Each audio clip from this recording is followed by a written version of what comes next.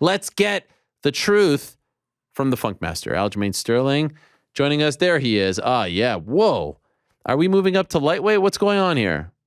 Come on. Look how big you are. Jeez Louise. What? You look Are jacked. you on Cheeto's side right now? No, you look look a weight bully. You look huge. I mean, no, you look fit. You look 24-inch pythons. Those are Hogan-esque. Yeah, I might have. Yeah, I enjoy the holidays a bit. No, I'm not saying you look fat by any stretch, by the way. I'm not that was a big flex right there. So much respect to you. What a setup this is here. Holy smokes. What's going on here? Is that your logo over there? That's the logo. Where is it? I'm looking the wrong way. This way. This is the weekly scraps. Welcome to the show. Aljamain Sterling. Make sure you guys tune in every Monday. Yeah. Your content's been fire lately. I mean, you're weighing in on all kinds of things. You enjoying doing this? You like doing your own thing? You're not, what's interesting is about you, Aljo, is that there's a lot of fighters who are doing this thing where they're putting out content, but because, and correct me if you feel otherwise, because you are not working for the UFC as an analyst, I feel like you tend to tell it like it is, maybe a little more. And I'm not trying to put them down because they're in a tough, they're getting paid. It's fine. Everyone has to make a living. But I feel like you tell it like it is on yours because you don't have those ties. Do you get what I'm saying? Yeah, but at the same time, I still try to be respectful of the athletes because I know, one, I see them in person a lot. Two, a lot of them know who I actually am and they see me. And some of them actually do look up to me. So it gets a little weird because I'm myself. But then when I see these people that they come up to me, I'm like, I don't get it. And I go, oh yeah, I'm kind of in a elevated position, Yeah. And that's not, and it sounds weird saying it like that, but I kind of have to remind myself that's what it is. So I just try to be respectful and I try to give some shine to the guys that are on the upper, like the undercards and things like that. But for the most part, tell it how it is, man. That's the way it should be. But when you got a big corporate paying those bills and writing those W-2s, you got to do what the boss tells you to do. We got a grill going on there. What's happening on that bottom set of teeth? Look at that. Yeah. Is that a full grill? I lost them No, just the bottom. I lost them in 2017 and I got them again. Bobby Green even came up to me. He goes, bro, when'd you get those? Are you jocking my style? I had to wonder. And I was like, come on, man, don't do me like that. I'm like, I got pictures. I got receipts, bro. I've had this for a long time. I was really sad when I lost it in Mexico. Really sad. It wasn't Mexico. I lost it in Mexico. And then in the hotel at one of the UFC fights, I left it on the counter in a napkin. I left, came back. Housekeeping came. The whole room was spotless. The napkin with the grills were gone. Oh no! Sad. So this is a new pair. This is a new pair. Okay. All right. Let's talk about your situation. What is going on? Because this comes out about the bicep, but then you come out and he's like, "Hey, I wasn't saying that I was out." What is your status right now? So the goal was to do PT and see exactly where we're at. We did 1 week of PT and full. This is just how I am. I tell the truth. People can say whatever they want to say about me. I tell the truth. I feel better already just taking off the complete time and just solely focusing on PT. It's just whether or not it's going to be healed enough in time to fight a guy like Henry Cejudo. And what we're trying to do is weigh out the risk versus reward. I did it against Piotr Jan the second fight and against TJ Dillashaw. People heard that I only want to go on vacation, but I said I had some lingering injuries that I've had from way back when. I never had time to take it off. So just to give a better timeline, because I know people probably listen to your podcast more than they listen to mine. So I appreciate that. I don't know. I don't know if that's true, but much respect. Thank you. They should listen to yours, by the way. They should, but I'll let the people be the judge of that. So after I fought Jan, I wanted to get the injury taken care of. Then I was kind of offered a fight a little bit sooner than I wanted to. So I said, okay, let me take off a week and then try to see how I do with training. I did that after 13 long months of surgery and rehab and everything. And then get into the fight and then doing a fight camp for that. That was the longest fight camp of my entire life, literally 13 months. Fought, compete. Okay, let me take a week off and see if I can fight. Then they pushed the fight back again, and then it was pushed back again. So there was a series of events of me starting to train, stopping, and then I was back in New York, so I wasn't doing PT. And I have a house in Vegas, but I had to go see my fiance, hang out with her. Obviously, being away for so long, got to do the right thing. So I stayed in New York. I didn't get PT to take care of it. And then we had the TJ fight. And again, that fight got pushed. different occasions, different dates, and same thing, starting, stopping. So I never gave it the proper time to heal. And now here we are. I said it after the last fight, and then all people heard was, "You fought a one-armed guy, and you took you 2 rounds, and you're not an active champion." I'm like, I don't get it. Like, are you listening to what I'm actually saying? I actually am hurt as well, and I just want time to heal up after 13 months, 2 5-round training camps, and I do get a little bit fat. What is the injury? But I got abs, Ariel. I got abs. I could see. You look great. The injury is a partially torn bicep tendon. I tore my right one in 2016 after my first loss to Brian Caraway. Then I went on a drinking bender. And then when I realized to snap out of it, I was in a little bit of a dark place, relationship, everything. Like my whole life at that point was just like spiraling down. Not a good time period in my life. And when I realized what was happening, I tried to get back on the horse. I was like, okay, tomorrow we get back and we do the right things. And then the next day was going to be sparring.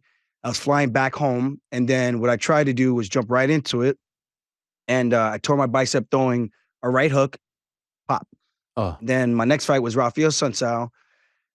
And that was 7 months later after the surgery. And I lost that one as well by split decision also. So, it was just a series of bad events. And now here I am. I'm like, dude, I've dealt with this. I just want to make sure I'm good and I could get through another training camp, or if I'm going to have to get the surgery or not. So that's kind of where things are at. so this is the same injury from back then. From back in the Jan fight. The Oh, right one is the one I tore, and the left one is hurting now. wow. Yeah. Oh my gosh. So and when you tore the original one, you didn't have surgery on that, right? Can you have surgery on I something? did. You did. Wow. That one tore. That was a complete tear. I Wow. threw the hook and it popped. Damn. So what are they saying now about if you need surgery? So I'm getting like, it's just super weird. Like the kind of the messages I'm getting, they're kind of like, no one wants to be like, this is what you should do, because no one wants to be at fault if it's wrong. They want to say get surgery because they don't know if PT is going to help. And they don't want to say do PT and then not waste time. And then PT fails and then we have to get surgery anyway. So it's kind of like this weird spot that I'm in. And I told the matchmakers like, hey man, I'm already feeling better. Let's just stay on this and see what happens. In the meantime, I could run, even though I hate running. I run twice last week, which is a big step up from zero. So I ran twice last week, kicking the bag, just staying off my arm, not wrestling and doing stuff that's going to agitate it. And of course, if I'm going to fight a guy like Henry, I would like to be able to push the pace in the wrestling, because I think a guy like that, you have to be able to wrestle and you have to be able to push a hard pace at 25 minutes. Like Henry might be a corny, and I don't mind corny. Corny is kind of funny because it's different and it's not like everyone trying to be, oh, I'm cool. And like, so I get Henry. I get him. I understand him. But don't let that fool you. Like the guy is a legitimate athlete, legitimate fighter, and he's dangerous, and I want to make sure if I'm going to fight a guy like that and risk it again, that I'm going to do it. And if I lose, I lose. I don't want to have excuses like, oh, well, I fought injured and have like this built-in excuse kind of thing. Like if I lose, I'm going to take my L like a man, just heal up my body and come back. Right. I've done it before. I can do it again. I'm not going to go the TJ route. I'm not going to do all these things. Like if I have a good training camp and I can fight and I can compete in the room, I should be able to theoretically compete under the lights. And that's the risk that we take. None of us go into these fights 100%. And I got to make sure if I'm going to do it, the juice has got to be worth the squeeze. That's pretty much where I'm at. And just curious, if you did go under the knife, how long would you be out for? Like, what's the recovery time for something like that? Have they told you? They were saying like 9 months. I don't think it's gonna take that long. This one was 7 months, and I did the rehab back in Long Island. And Long Island is good, but if I'm here at the PI and I'm doing everything and I get the stem cells like right after I get the surgery, like a week later or 2 weeks later, I think that recovery time cuts down to probably like 4 months. Okay. Like to be able to compete. And when Or do they? maybe 5. Let me say 5. Let me say 5. Were they offering you March 4th? Was that the date that they were talking about? Is that the date they want you to fight on? Yeah, and I heard rumors of the Jones versus Francis, and I was like, oh, that's a monster card. Yeah. I would love to. So there's a bunch of enticing things. That's what I'm like, I'm trying my best to make sure I could get to the fight. And if I can, I will. And if I can't, it's just give me some time to see where everything is at. That trip to Jamaica was already pre-planned. I already want to do some of that philanthropist work, go down there, do some charities. We donated some, not money, but we bought a bunch of food for two different charities, some free seminars and some things like that, just to give some more exposure and bring some more eyeballs to what Jamaica is, other than just going to the resort. Like, it's much more than just being on a resort, being protected, and going out to the island and actually seeing the people of the country. So that was already a mission that I already had written down that I was going to do, and no one was going to tell me whether that fight was a 5-round war or 1 minute knockout. I was going to go out there and still do that. So, yeah, you should have done everything sooner. Shut up, bro. This is my life. Let me live my life the way I want to live my life and enjoy my life the way I should enjoy my life. I don't tell you when to go on vacation. I don't tell you when it's appropriate for you to take your family and do certain things. Like, it's not like I'm going out and doing coke. I'm going out. I'm going out. I'm doing good things in the world. You know what I mean? So it's Yeah. like people have this weird thing. It's like they can't figure out anything else to hate on me about. So now it has to be, oh, you're doing, like, I don't even know. Like, it's just any way to disparage me, I guess. I don't know. Yeah, I don't no, know what else I need to do. I didn't even know that people were giving you shit for that, to be honest. But I guess I'm not surprised because they're going to weigh in on all these things and try to, Yeah. be dicks about things. So March 4th, is that even still on the table? I think it's a possibility. Okay. Wow. I mean, And my weight's coming down. I was 65 this morning. And again, I'm not training every day. So that weight could come down relatively quick if I once I get clearance to use my arm and actually be able to like wrestle and things like that. And clean up my diet a little bit. I think I can make Cheeto a little bit more happy with my weight. So I'm not being a weight bully. okay. So, but like that's in a month and a half. Doesn't it have to be Yeah. That would be just, like what, 6 weeks? I think that's like 6 weeks. yeah. Does it have to be decided relatively soon? I think the tickets are going on sale. I mean, they just announced Jones gone 2 days ago. I know that, but is there some sort of deadline where you have to give them the yay or nay? I would imagine this week. Yeah. I would imagine this week. What do you I think hope Henry's happens? not sitting home eating burritos and drinking Hennessy. Or should I say tequila? Should I say tequila? Why You said always the Hennessy for Hennessy? I don't once. get the Hennessy. I haven't heard Hennessy in a while. Why is it always that It, one? so Henry, I don't know what high school he went to. I don't know if he's got his hood card or something, but maybe he does. But most African Americans in America drink Hennessy, Oh, okay. and that's like the stereotype. Got it.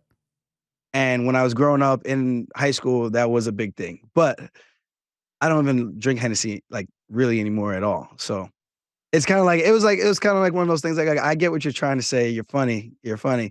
But all his jokes has to be like some type of racial.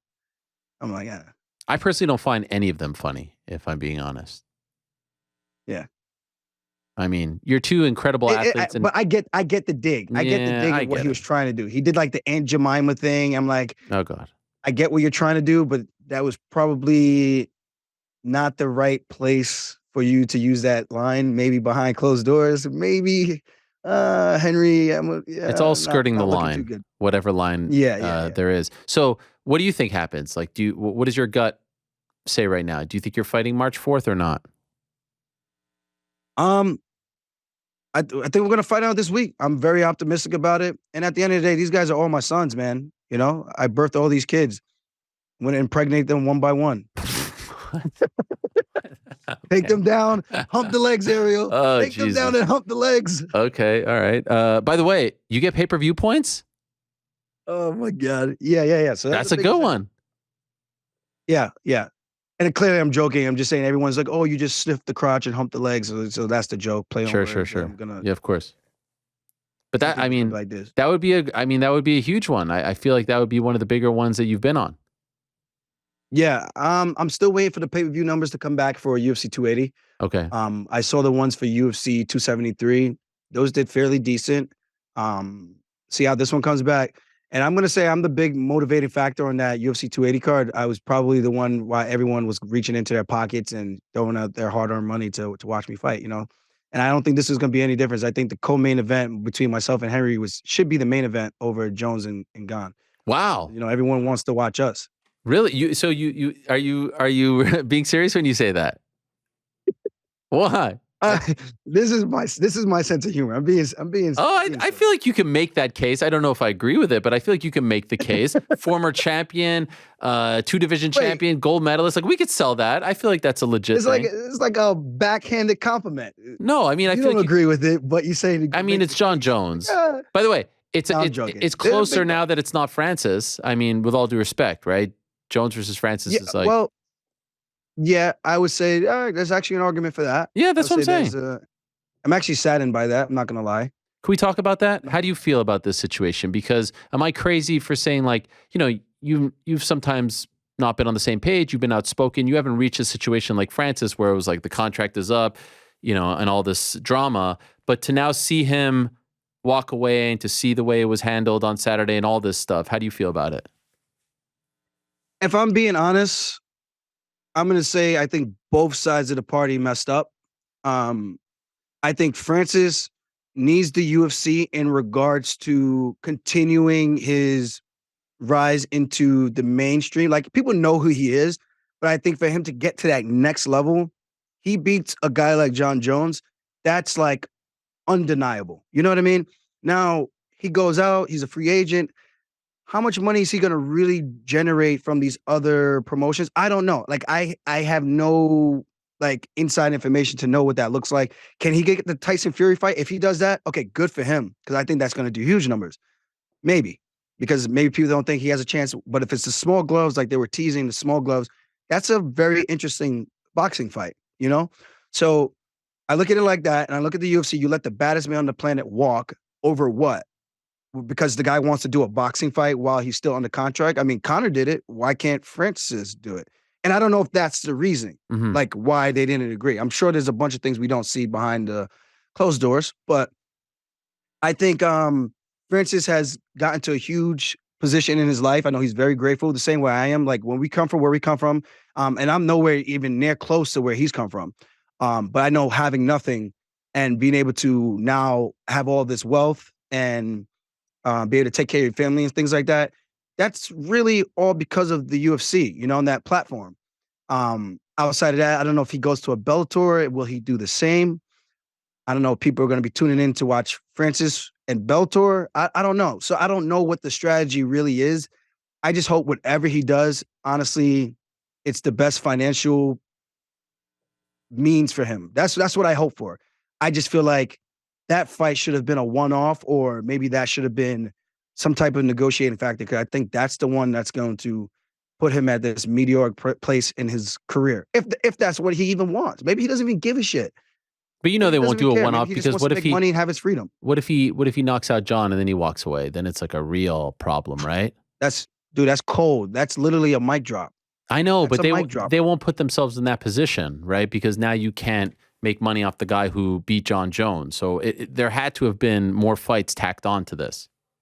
Yeah, but see, here's the way I look at it. You at least get the fight. Sure, I agree with you. You By the way, I agree with you 100%. But that's not how they do business. That's why they never let champions fight out their deal. That's why his deal was so unique, right? We've never seen anything like this before, especially for the heavyweight champion. They don't do this. And then it would be sad if it's a missed opportunity, like it would have been Brock Lesnar versus Fedor Emelianenko, or Emelianenko versus Cain Velasquez. Like we want to see those fights, right? So it's like I would rather have that fight, and Sure. then whatever happens after that, maybe we go back to the drawing board and we negotiate again. Because I'm sure there's enough money to scratch both backs and everyone's happy. I think it's just a power play and maybe a leverage thing and trying to see whose dick is bigger. The UFC's got deep pockets. They can go to bat with anybody on this planet as much as Sure. they want, They do it. Yeah. So I just go like, come on, man. Just the fans want the fight.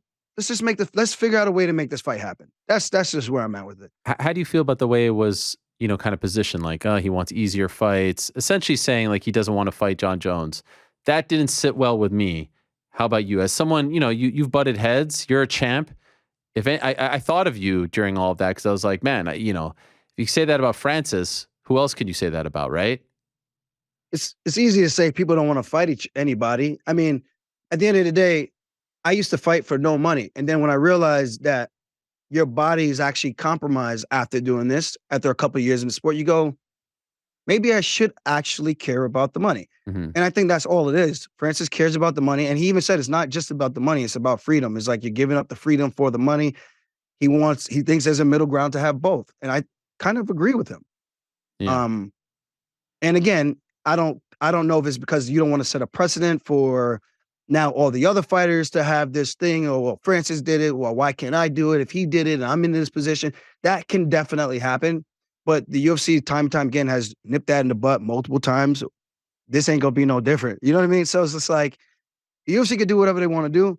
And again, I'm not throwing shade. I just understand the background aspects of it could be a little bit more um I don't even know the right words. I don't want to. I get it. I'm not shooting myself in the foot. No, I get it. Can I ask you? I put out a poll on Saturday, and I saw you replied to it. Now it's tough with those polls on Twitter, as you know. I was lamenting this at the beginning of the show because you only get 4 slots. But if I'm being honest, like if I would have put a 5th slot, I probably would have put one, not UFC. And you wrote, I feel like UFC should be one of the options.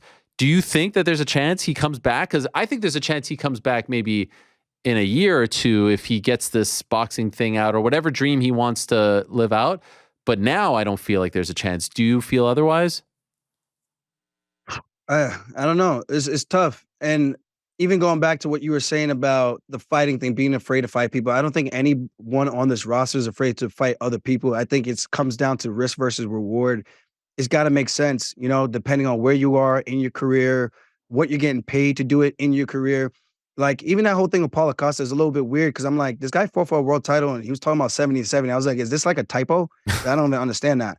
Um, right? Yeah, am I no, it's wrong for crazy. saying It's that? I think crazy. No, anyone with the brain is kind of looking at that like, well, how could that even make sense?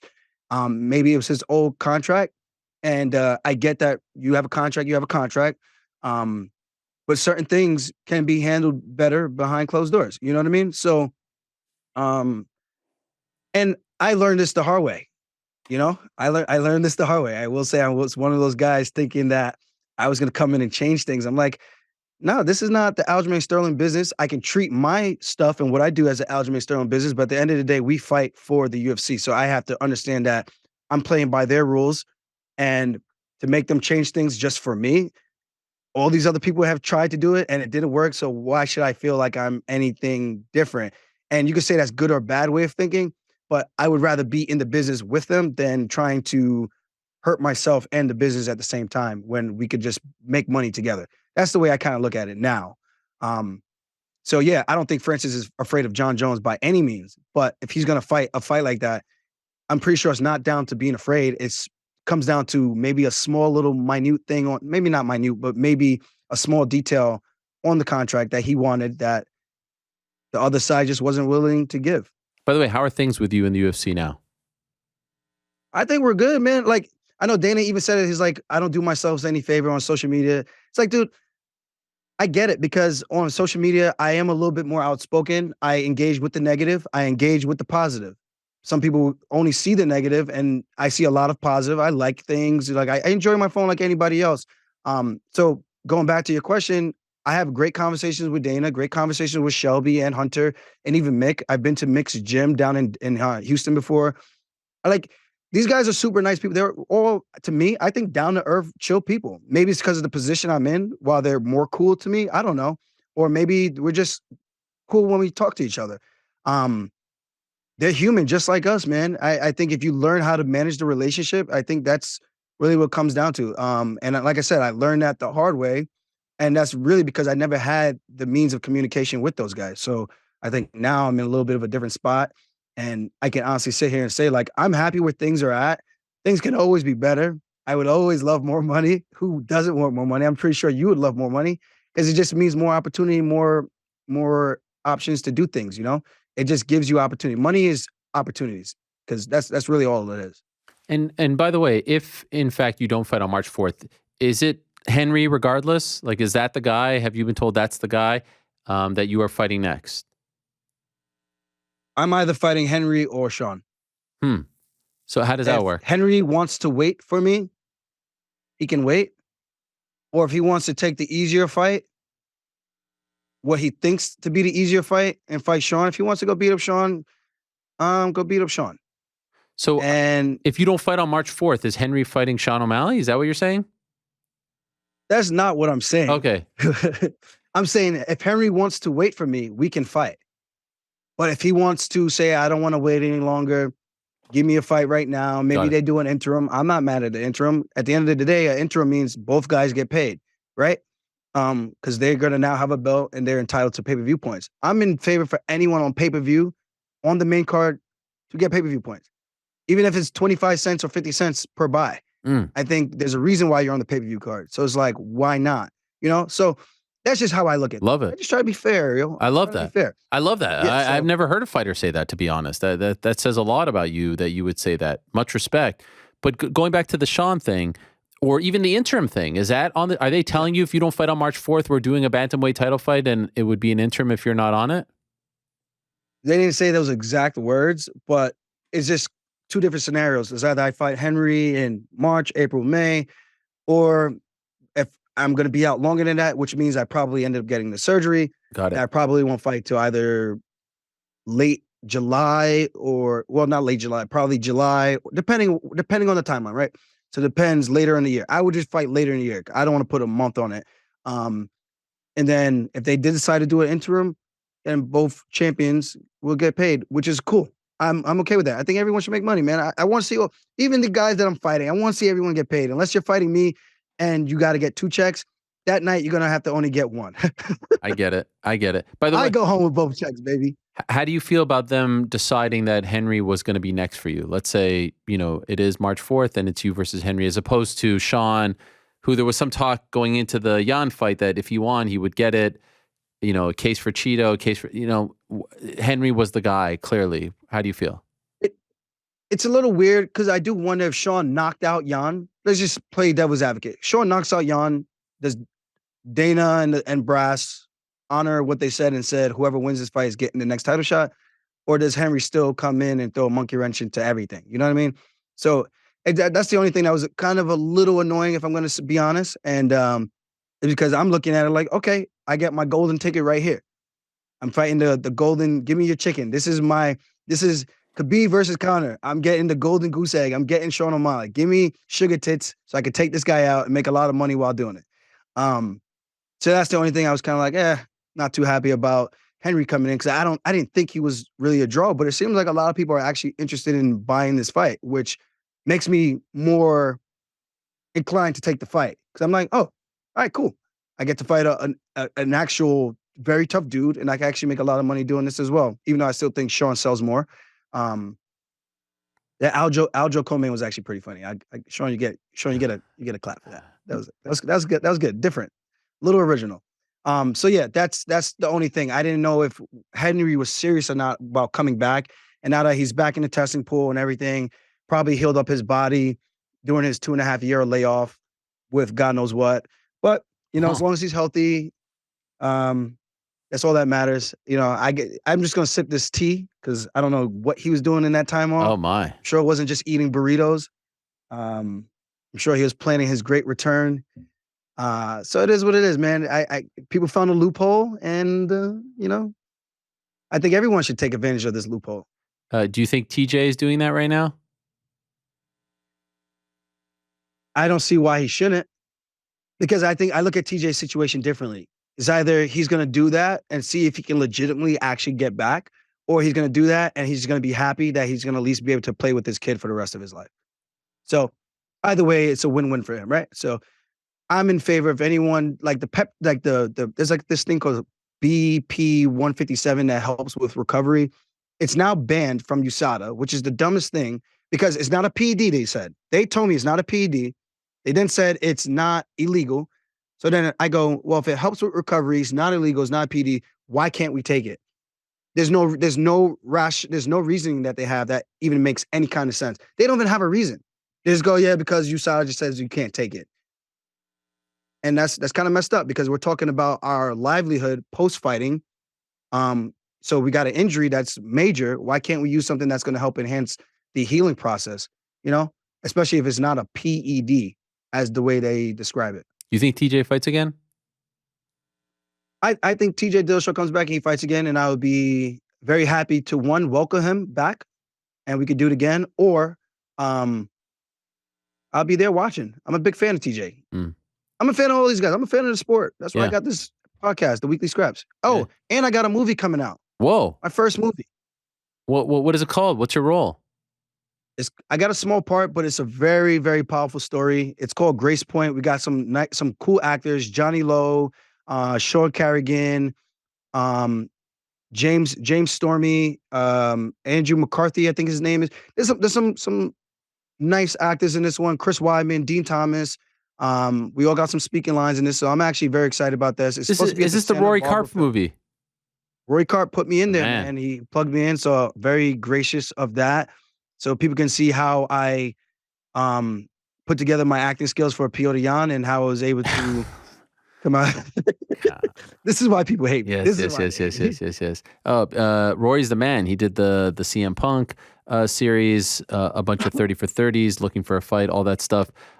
By the way, interesting times at the 135-pound weight class. In the weight class, you've got Yep. Cheeto and Sandhagen. Who's your pick in that? I'm leading, and not because Cheeto talks shit to me for whatever reason. I don't know why Cheeto's so angry at me. So I just make fun of him because I'm just like, and it's not even like bad jokes. It's just like goofy jokes, but he's just always angry. He's like fake angry because I'm like, he's a nice guy. I don't know why he's pretending to be like this cholo. It's so weird.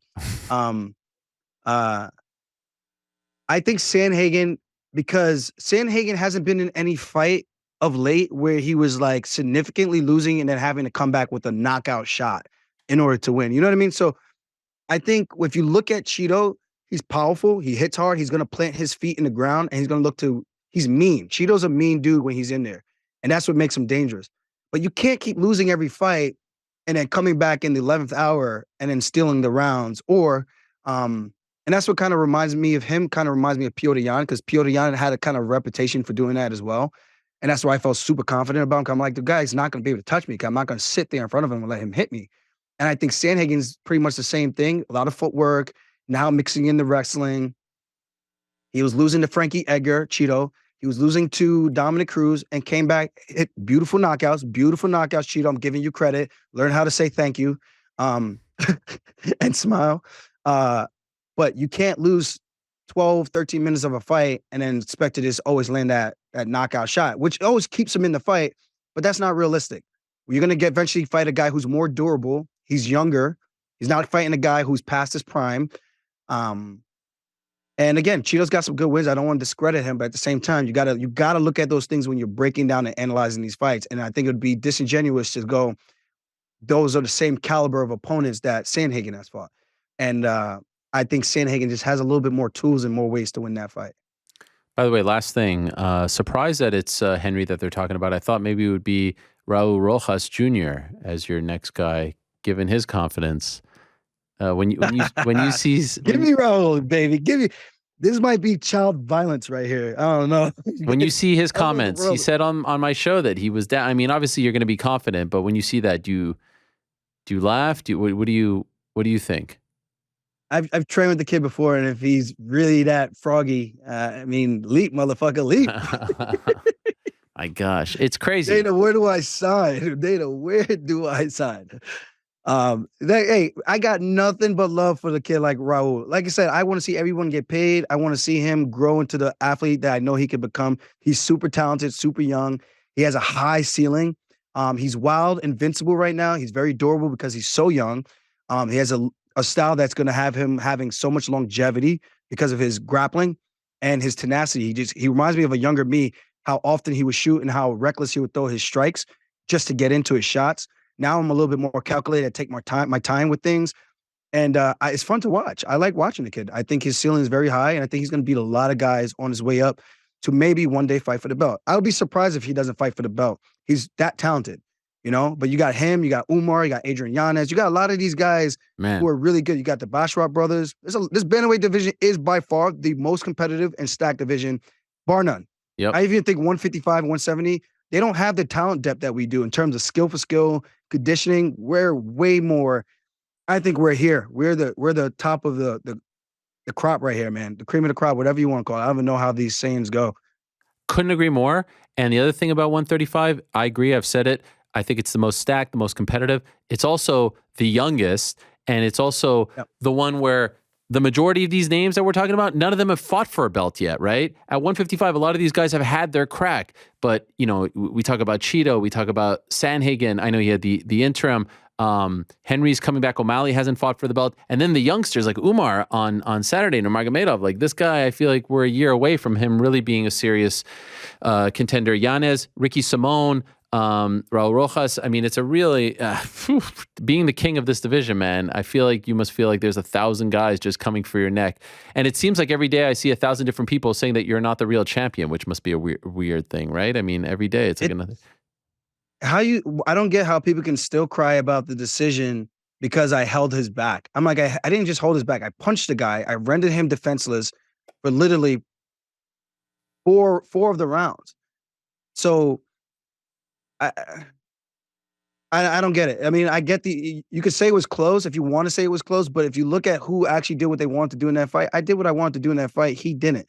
So if you want to say this guy went from Jan by murder to, oh, he won by a grasp of a hair, there's like, what are we talking about? Like, you can't have it both ways. That's the only thing that annoys me, that those guys are still crying. It's like, you must have lost a lot of money, and good for you for betting against the black. Because happy Dr. Martin Luther King Day, That's baby. right. That's right. Last thing. Are you fighting March 4th? What do you think? Hey, I'm trying, Eric. I'm trying. We'll see what's going to actually happen. I worked very, very hard to get to this position. I fought nothing but, I am the only person who's fought the most ranked and top 5 ranked opponents and actually beating them and earned a title shot, won the belt. So people can say whatever they want to say. I show up and I compete. And if I have the opportunity to compete March 4th, I will. I'm going to listen to the doctors, going to do what I need to do to make sure my body is right for once. I gave my body to the sport so many different times to put on shows for the fans. 13 long months of rehab just so I could get back to stop all the clown emojis. And I don't think this is going to be any different. I think Henry's a tough competitor, but I honestly feel like I'm still the best in the world. And I feel like I could beat any one of these guys you line me up with. So whether it's Henry, whether it's a Raul, whether it's a Cheeto, I don't give a shit. Give me Sandhagen again. If you want him you think he could walk on water again, I'll show you who's the real. You know what I mean? I neutralize these guys. And for some reason, when they fight me and step in there, it's a completely different game, you know? Yeah. And that's not to be cocky. It's not to be arrogant. I'm just confident in my training and my preparation. And if March 4th is the date that you guys get to see me, I'm going to make sure I do everything under my power, no PDs, none of that shit, so that I can get back, compete, and put on a show and here and still again. Much respect. Hope it all works out. Hope we get to see you on your terms sooner rather than later. You don't have to rush this. You've earned that and you deserve that. And that would be a huge fight. So thanks for coming on and talking about it all, clearing it up. And I wish you the best. And again, go check out the Weekly Scraps podcast. Just put it in on YouTube. You can put that in there or on podcast and it'll come up. Great stuff. The videos are great. The social media is great. Well done. I'm gonna start interviewing people, I'm gonna have you on as a guest. Oh yeah, for sure. You can ask me whatever you want. I mean, I'll just say, I'll be your most viewed guest. I mean, Helwani brings numbers. Okay, I just want to say that. Yeah, if you want the numbers, have me on. If you don't have me on. Just don't do it like Dylan Dennis. What? You think? Did you see that? You saw that? Who won? No, I know. He's just that was tough. Who won? To watch. 10-7? I give you a 10-8. 10-8? All right. No, I'll give you a 10-7. You get the 10-7. All right. Thank you, Aljo. Good luck to you, my man. Thank you. Peace. There he is, Aljamain Sterling. Great stuff. And what a card that would be, huh? March 4th, Aljo Henry, Bones, Cyril Gane.